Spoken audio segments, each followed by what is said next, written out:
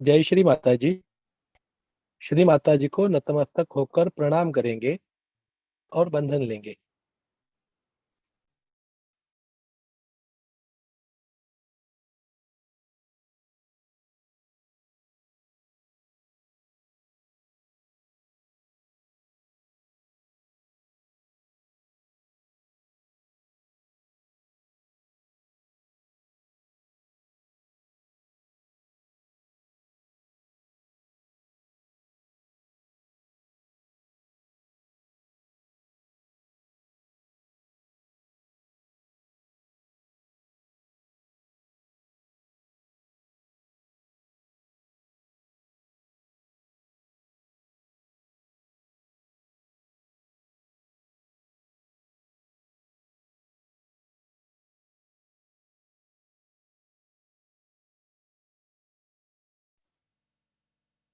तीन महामंत्र व श्री गणेश मंत्र।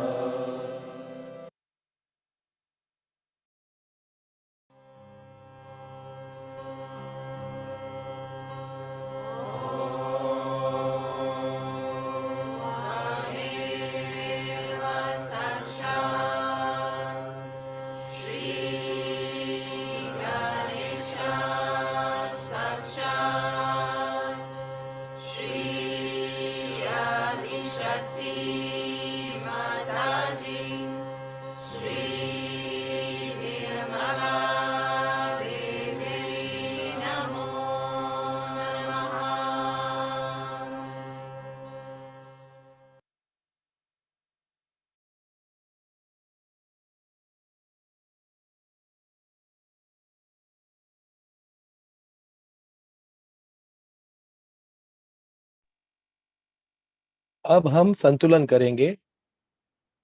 दाहिना हाथ भूमि माता पर और बायां हाथ श्री माता जी की ओर। प्रार्थना करेंगे, श्री माता जी कृपा करके हमारी ईड़ा नाड़ी शुद्ध कीजिए और हमारे अंदर महाकाली तत्व जागृत कीजिए।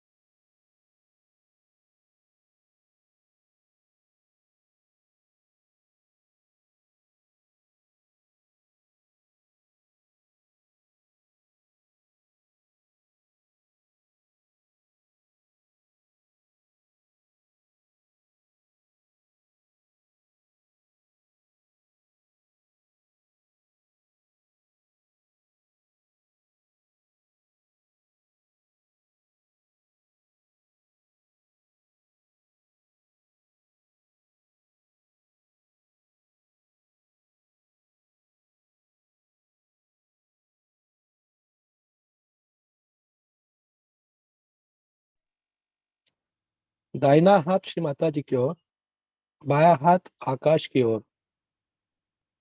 प्रार्थना करेंगे, परम पूजनीय श्री माता जी, कृपया हमारी पिंगला नाड़ी शुद्ध कीजिए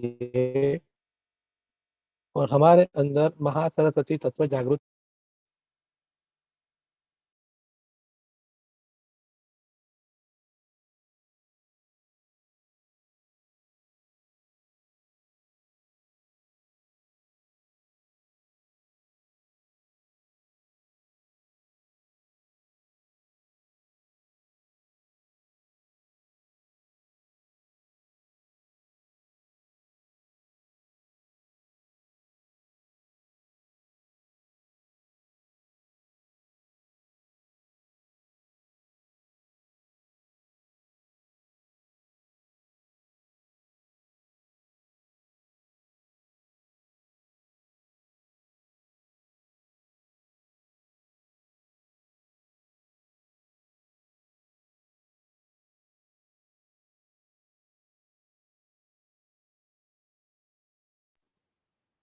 दोनों हाथ श्री माता जी की ओर, चित्त मध्य नाड़ी पे, सुषुम्ना नाड़ी पे चित्त रखिए और प्रार्थना करेंगे, श्री माता जी कृपया हमारे अंदर महालक्ष्मी तत्व जागृत कीजिए।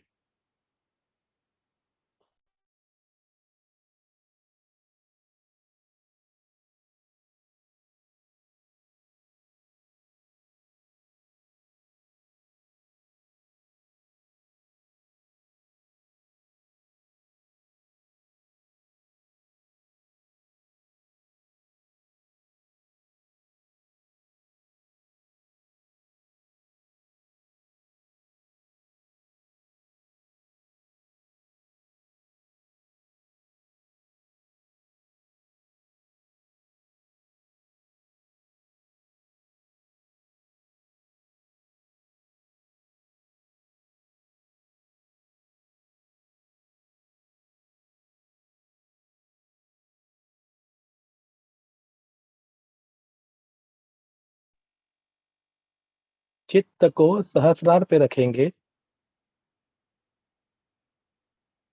और श्री माता जी को प्रार्थना करेंगे, श्री माता जी हमें निर्विचार स्थिति प्रदान कीजिए और इसी निर्विचार स्थिति में हम श्री माता जी की अमृतवाणी सुनेंगे। उसके पश्चात थोड़ी देर ध्यान करेंगे।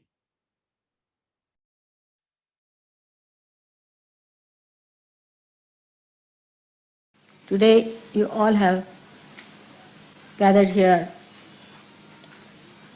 to do the Guru Puja.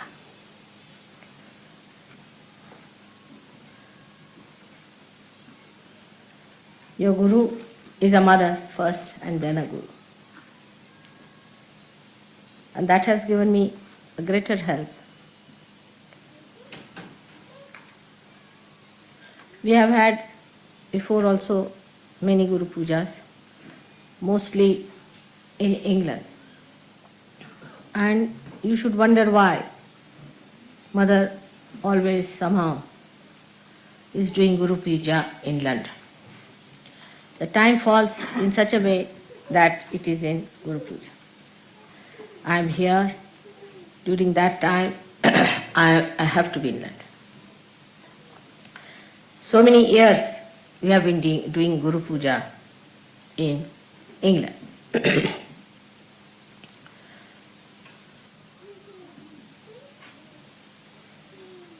All things happen if according to Rutambhara Pragya, then there must be some reason why Mother is here in England for a Guru Puja. It is stated in the Puranas that the Adi Guru, Dattatreya, worshipped Mother along the banks of the river Tamasa. Tamasa is the same as your Thames.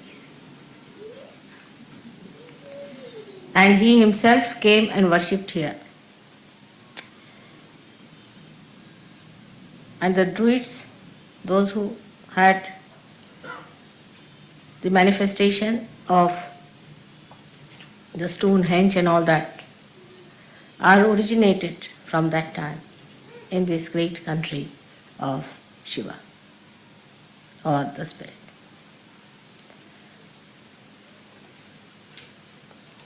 So the spirit resides here as in the heart of human beings, and the Sahasrara is in the Himalayas where Sadashiva exists at the Kailasha. This is the great secret of we having so many Guru Pujas here. To culminate it today into the special type of Guru Puja in the year of the 60th birthday of your mother has a special, very, very special significance, because it's the Guru Sashti. It's the 60 years of your Guru has been celebrated today, and that's how it's a very big occasion that you all have gathered under the influence of again Ritambhara Pragya.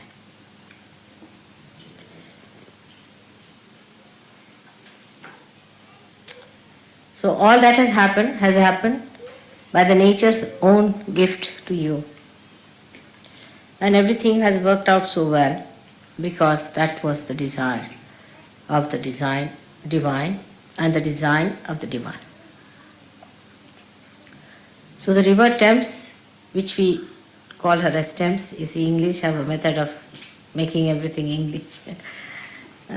Like Bombay they made it, Mumbai was Bombay. You see, like Calcutta, like all other words were like that. Like Varanasi was made into Banaras. River Thames, which was really Tamsa, was called as Thames. Now from the name Tamsa, one should know that is a place of Tamoguna. It is a place where left-sided resided since long. So people were very worshipful, left-sided people, emotional type. And they worshipped God more than that they went into yajnas and all that. And Dattatreya lived here and meditated on the banks of river Thames. That's why Guru Puja here has to give us the great background for your awakening of the Guru principle. We have to go to the roots of everything so that we understand the importance of it. Unless until you know the roots and the traditions behind, you cannot understand the depth, the gravity, the intensity of any puja. Today we have gathered here to do the Guru Puja. Again, the reason is we have got a Guru principle within ourselves, as I told you last time. And also I have given elaborately the 10 commandments as expressed within us, which are describing the different types of essences within us.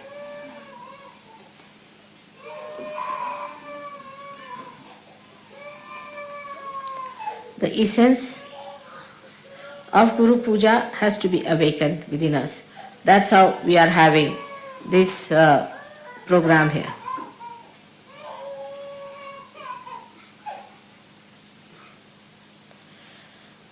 Now, it is important that we have to establish the dharma within us. Without the dharma, you cannot have the ascent. And as I have told you before, that the cleanliness of your being depends on how much dharma you follow religiously. At the time of Moses, it was worked out and all the rules and regulations were created for realized souls. But as I read in one of the books, it was very good, because if I had said this, people would not have believed that it had to be changed. I think during the speech the children should not be here. It's better to take them out. After the speech you can bring them along. Those who make noises. Those who are quiet is all right, but those who are making noises, it's better to be out. If they are going to make noises, better to be out or near the door, so that if they make noises you can get out. So there is no disturbance. During the puja is all right. You could be at the gate, door, or some place from where you can go. So the laws and regulations that were given to human beings were actually for the realized souls who would understand. But when Moses must have discovered the way human beings are, he must have changed them to very strict rules, because with human beings as they are, one has to be extremely strict. They can't understand anything but fear. If you have a stick in your hand, you can put them back. Without that stick, human beings won't listen. They are only all right if there's a fear. Now if you see today, the condition of all the nations, those who are having leaders or prime ministers or presidents, they are all people extremely strict, very dominating, and very dry. And normally people like such people. Even Hitler succeeded because of that nature. So the character of a guru so far has been of a very strict nature for people who are not realized. Normally a good guru, Sadguru, he doesn't like to talk to people much. They throw stones, or they don't like to talk to people who are not realized. But if they are realized, then these gurus change their attitude towards the people who want to see them. There's a tremendous difference between a person who is realized and non-realized in the protocol of God. A man may be the king or anything, he'll be asked to sit outside. It has nothing to do with what position you enjoy. As long as he's a realized soul and not possessed, he is given the highest position. But if you are possessed, then also the guru will tell him that you get out from here, first get rid of your position and then come. And all these strict rules were there, that such and such person must be killed, such and such person must be given a punishment of cutting the hands, cutting the feet, even absolutely destroying the eyes. This was done because they were not realized souls. It was a great realization of Moses, I think, that he took to the another kind of law which is known as Shariat now, and that's what the Muslims are following. In a way it's good, I think, because people who are now normal people really deserve such a rule.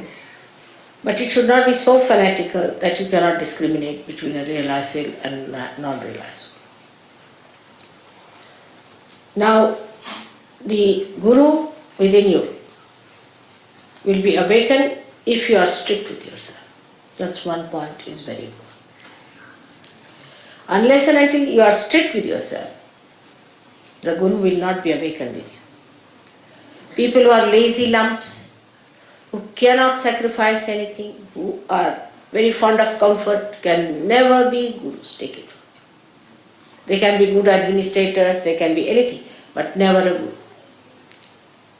A guru should be willing to live the way he has to live. He should be able to sleep on stones. He should be able to sleep under any circumstances. Not that the disciple should force on him, but it should be his own nature that he can adjust himself Comfort cannot crawl on a guru. Now those who want your Guru principle to be awakened must know that you should not ask for comfort. Even for a thing like that, yesterday you saw the dancing. One has to do real tapasya. Intensive tapasya you have to do. You cannot learn even a thing like dancing without going into a penance about it. So a guru has to go through a penance is important. Sahajogi need not go, but a guru Sahajogi has to do it. We have to have penances. And the penance can be any kind of desire you have. Say, supposing you are very fond of food. Just don't eat the food that you want to eat. If you are very fond of sweet food, then eat something very bitter, raised to power 108. And if you are fond of some sort of a very, as Indians are sometimes, very spicy food, then eat so bland a food without salt. Teach your tongue to behave itself. It doesn't behove a guru to put his attention to food. I have seen some of the Sahajogis, they are all right when the food is there, quite concentrated. But when it comes to the program, they have no concentration. It's a sad thing. Such people cannot be gurus. They can be cooks,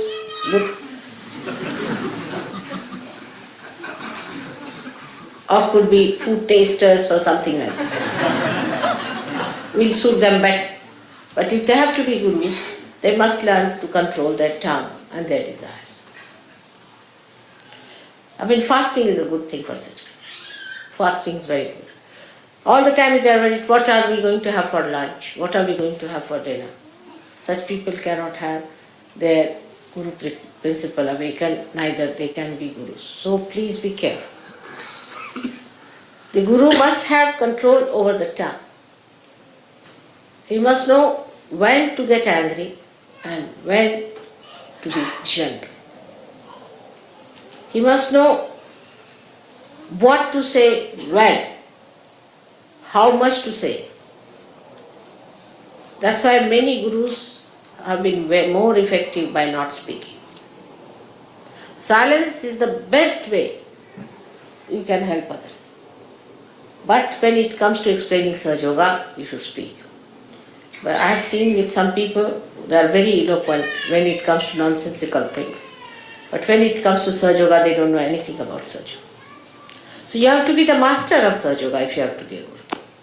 Not only in talking, but in your behavior, in everything. And the karamat is the, I don't know if you use charismatic word, charismatic they call it, or you say the one how to do it, how to raise the kundalini, how to put it at the sahasrara, how to break the sahasrara, all these things you must know how to spend your knowledge. It's Bini Yoga in Sanskrit. Guru principle is awakened in a person when he himself has achieved something. Imagine a half-baked guru going along talking as a guru. He'll end up as a disciple ultimately. So you have to be master of your own. But when the guru principle comes in, you have to give it to others. It's a question of giving it to others. So you have to be at a higher level to give to others. Have to be at a very high level. If you are attached to money, if you are attached to food, if you are attached to mundane things of life, you cannot give. Now the higher state than that can be achieved, which is natural in me, but can be achieved, is that you don't have to have any dependence like that any rules and regulations. Like saying that I will have no worry about food, I should fast this, that. It all ends up when you eat but don't eat. That's the state one should have. That you are eating the food, and if you ask, Did you have your lunch? I don't know.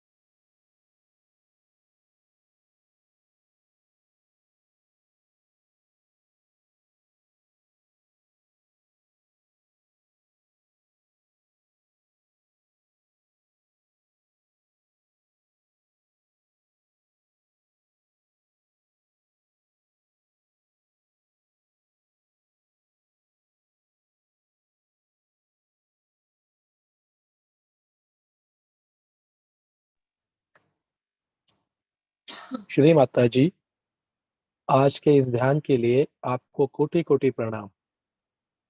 Shri Mata जी को नतमस्तक होकर प्रणाम करेंगे और बंधन लेंगे। जय श्री माता जी।